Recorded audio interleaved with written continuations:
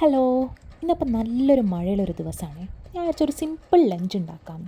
അങ്ങനെ ഉലുവ സോക്ക് ചെയ്ത വെള്ളമൊക്കെ കുടിച്ച് ഞാൻ എൻ്റെ ഡേ സ്റ്റാർട്ട് ചെയ്തു. നേരെ ചോറുണ്ടാക്കി. ചോറ് വെന്തിട്ടില്ല കേട്ടോ.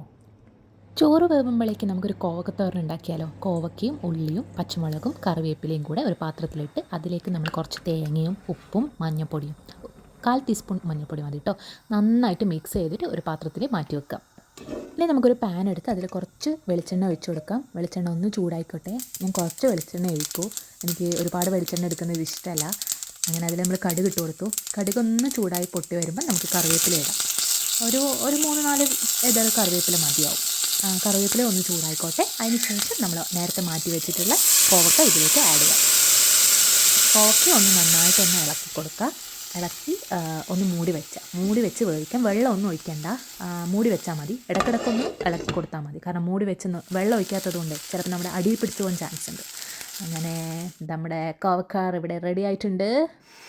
ഇനി നമുക്കൊരു സിമ്പിൾ മോരുകറിയും കൂടെ ഉണ്ടാക്കാം. നമുക്ക് പാന് ചൂടാക്കിയിട്ട് അതിൽ വെളിച്ചെണ്ണ ഒഴിക്കാം. വെളിച്ചെണ്ണ ചൂടാകുമ്പോൾ കടുക് പൊട്ടിക്കാം, വറ്റൽമുളക് ഇടാം, കറിവേപ്പില ഇടാം.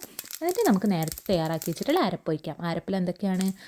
മഞ്ഞൾപ്പൊടിയും ജീരകം, തേങ്ങ, പിന്നെ ചെറിയുള്ളി, പിന്നെ കുറച്ച് തൈര്. തൈരിൻ്റെ കാര്യം മറന്നുപോയി. അങ്ങനെ ഇതിലേക്ക് ഒഴിച്ച് 5 മിനിറ്റ് കൊണ്ട് റെഡിയാകുന്ന ഒരു ഫേവറേറ്റ് ആയിട്ടുള്ള എൻ്റെ ഒരു കറിയാണ്. ഒന്നുമില്ലാത്തപ്പോൾ ഞാൻ ഉണ്ടാക്കുന്നതാണ് ഈ മോര് കറി. അപ്പോൾ അത് നമുക്കൊരു സൈഡിലേക്ക് മാറ്റി വെക്കാം. പിന്നെ നമുക്ക് മത്തി പൊരിച്ചാലോ. ഇവിടെ ക്യാനിലുള്ള മത്തി കിട്ടും. അപ്പോൾ നല്ല ചൂടായ പാനിൽ വെളിച്ചെണ്ണ ഒഴിച്ച് കറിവേപ്പിലൊന്ന് ചൂടാകുമ്പോൾ നമുക്ക് 1 by 1 ആയിട്ട് മത്തി ഇടാം. അപ്പോൾ ഒരു ക്യാനിൽ 5 മത്തി ഉണ്ടാവുള്ളൂ. 5 മത്തി $1 എന്തുവാണ്. അപ്പം നമുക്കൊരു 2 പേർക്ക് ഒരു നേരം കഴിക്കാൻ ധാരാളം ഉണ്ടാവും. അപ്പം മോര് കറിയും മത്തി പൊരിച്ചൊക്കെ നല്ല കോമ്പിനേഷനാണല്ലോ.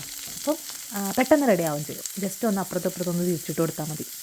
അങ്ങനെ എൻ്റെ മത്തി പൊരിച്ചതും ഇവിടെ റെഡി ആയിട്ടുണ്ട്. എന്നാൽ നമുക്ക് ചോറ് മത്തി പൊരിച്ചതും എൻ്റെ കറി കോവക്കവറും പിന്നെ അച്ചാറുണ്ട്. പിന്നെ മഴയും കൂടി ആയതുകൊണ്ട് നല്ല ടേസ്റ്റും ഉണ്ട്. അപ്പം ഇതാണ് എൻ്റെ ഓസ്ട്രേലിയയിലുള്ള ഒരു കുഞ്ഞു ദിവസം. ഇതായിരുന്നു ലഞ്ച്. അപ്പോൾ വീഡിയോ ഇഷ്ടപ്പെട്ടിട്ടുണ്ടെങ്കിൽ സബ്സ്ക്രൈബ് ചെയ്യണം.